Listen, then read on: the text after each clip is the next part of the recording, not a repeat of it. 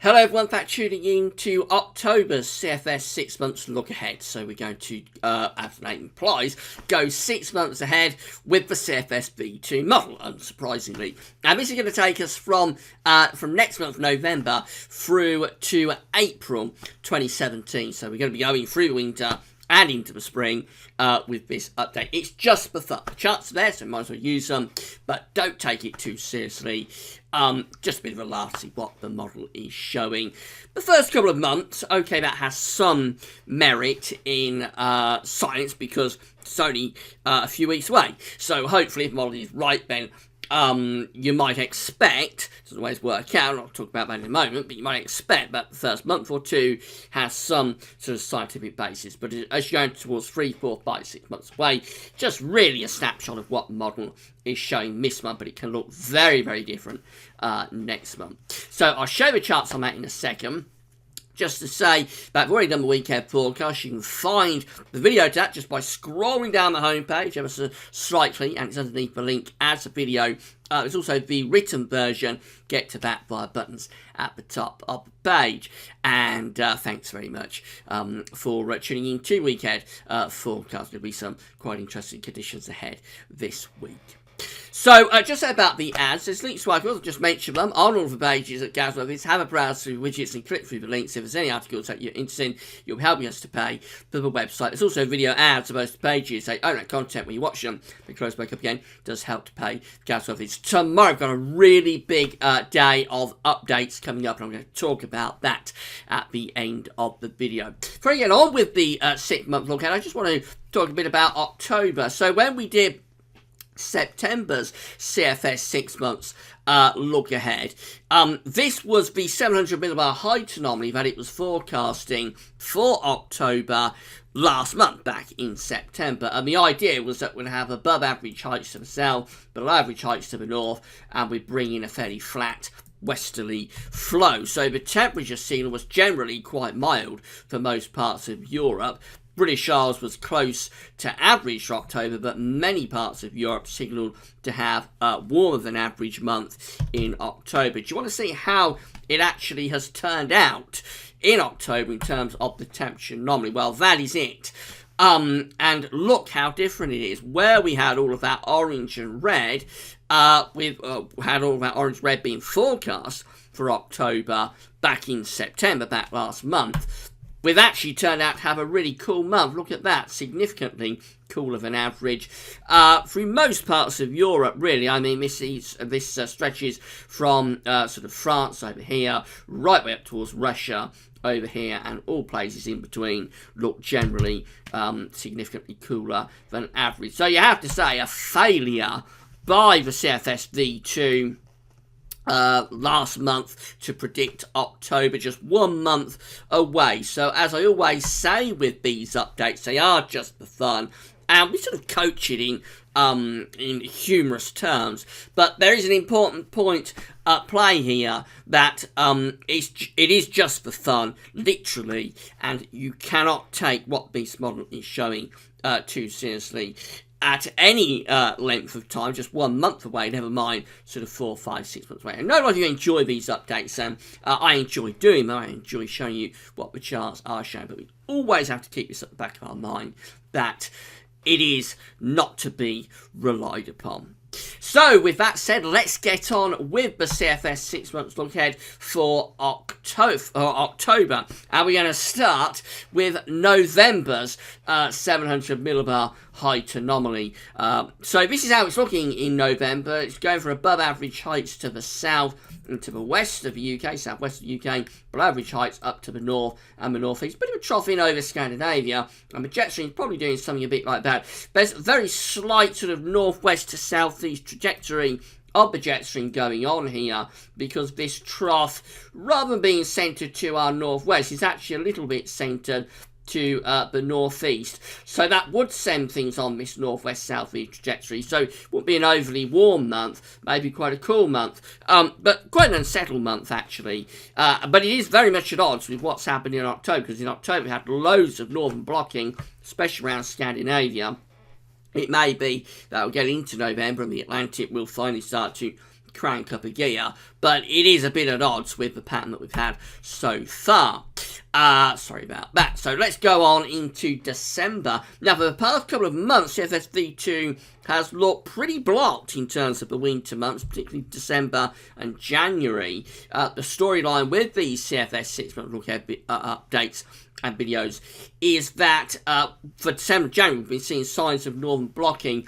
CFS V2 has reduced that for this month. It's reduced the blocking signal. It's raising heights to the south in December, which, if you know how to read these charts, never particularly good news if you want cold weather, which have low pressure up to the north, and in between you bring the air in off the Atlantic. So if that's right, it's a big if, because the model, I don't think it's performing all that well, but if that's right, it's an Atlantic driven, probably fairly mild signal for December.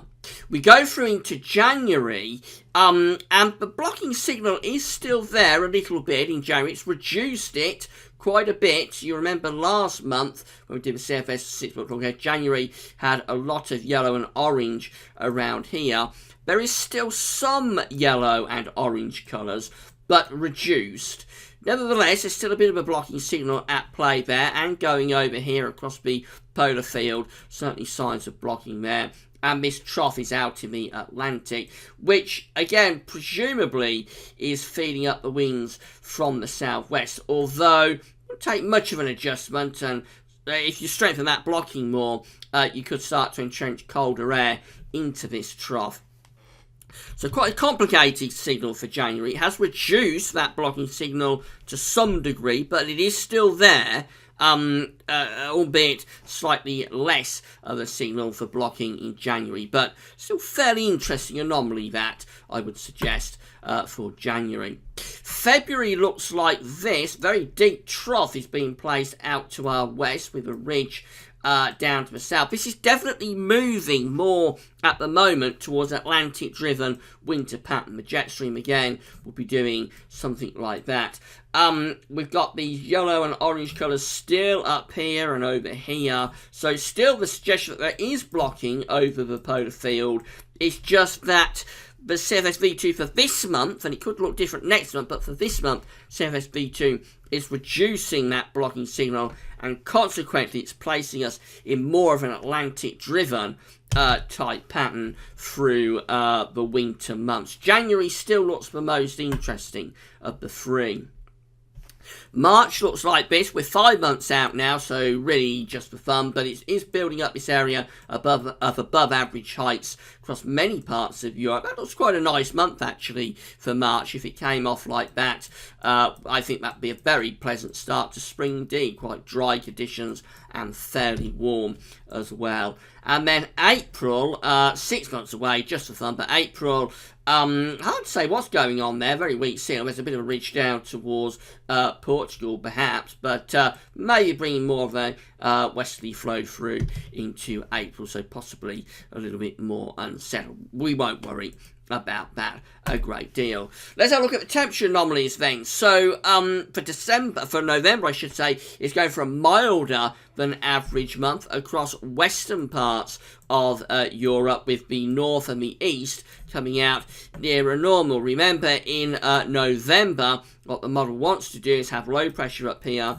high pressure down here, and bring the jet stream through like that. That's very much what the CFS was predicting for October, when we did the last update in September. Hope you're following what I'm saying here. So we know that's crash and burn, that prediction of an Atlantic-driven and fairly mildish month for October. It's been the complete opposite of that, with loads of blocking. So it may be that we will go into westerly phase in November, but because the model has completely failed to predict what's happened in October, I wouldn't necessarily be taking that idea for November too seriously.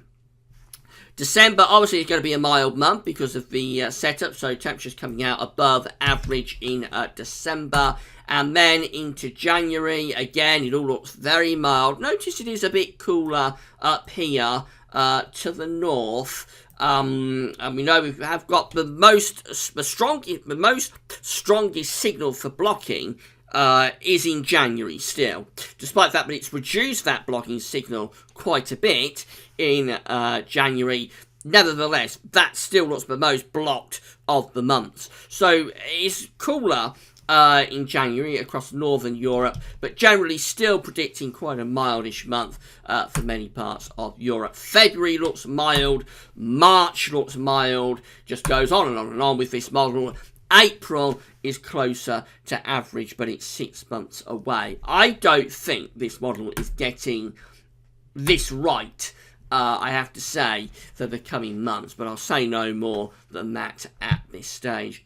Precipitation for November comes out wetter than average, which makes sense really, but Jetstream on the forecast pattern is coming through like that. The question is, has the model got the forecast right for November? December looks classic north-south split, really. It's dry than average across Spain, so presumably there's ridging there. Wetter than average up to the north, so presumably there's low pressure going through here. But British Isles is close to average because we're in between. But that's indicative of an Atlantic driven and mild month in December. January, now we know in January we've got the strongest blocking signals, so Norway is going a bit drier than average, presumably there's some ridging up there. Parts of Iceland also looking a bit drier than average, and France, Spain, down to the south of the UK, it's wetter than average. So I do think in January we've got our best chance, and this was the case when we did last month's update, the best chance of cold weather is probably in January via a southerly tracking jet stream, and high pressure up here may be pushing down cold air. The model has reduced that blocking signal for January, but it is still there to some degree. February looks wetter than average. The jet stream is rising north in February, of course, with low pressure out here, heights rising to the south, and the jet stream doing something like that. And then March, that looks significantly drier than average in many parts of Europe because there's a great big ridge sitting somewhere around here and bringing up very pleasant and quite warm southerly winds. And then finally into April, 6 months away, just for fun, April comes out near normal. But many parts of Europe actually look quite wet in April. So what do we make of all that? Well, it appears that the CFS V2 is delaying the onset of westerly winds. We were supposed to get these westerly winds coming through in October when we did September's CFS 6-month look ahead. It turned out a complete fail, with blocking and colder than average conditions through many parts of Europe this October. It is trying to push those westerlies through and change a pattern for November and December, which both look fairly mild Atlantic-driven months. There is still a blocking signal there for January. It's reduced, but it's still there to some degree. So January remains our greatest chance of getting some cold weather via northern blocking, so proper cold air coming down from northern latitudes. And then for February, we just go back into that Atlantic-driven stuff. So it really is the focus on March with CFS V2 right now for cold conditions. But is it getting this right? And that's what we've got to decide when we come to do the winter forecast, which is going to be in around 6 weeks' time. Of course, there'll be many other factors at play as well, but we do have to take on board with these long-range models that they are a little bit biased towards westerlies, especially when we've got blocking, so that's one thing to keep in mind. And just the fact that the model CFS V2 particularly doesn't seem to be performing all that well. So if you want cold conditions this winter, if you're a bit of a snow lover or like cold weather, I hope you haven't got behind the stage long for this update, because I don't think hasn't been great, I have to say. If you want cold weather, the CFS has definitely shifted towards an Atlantic-driven winter, but because of what happened with its forecast last month for October, great big pinch of salt is needed.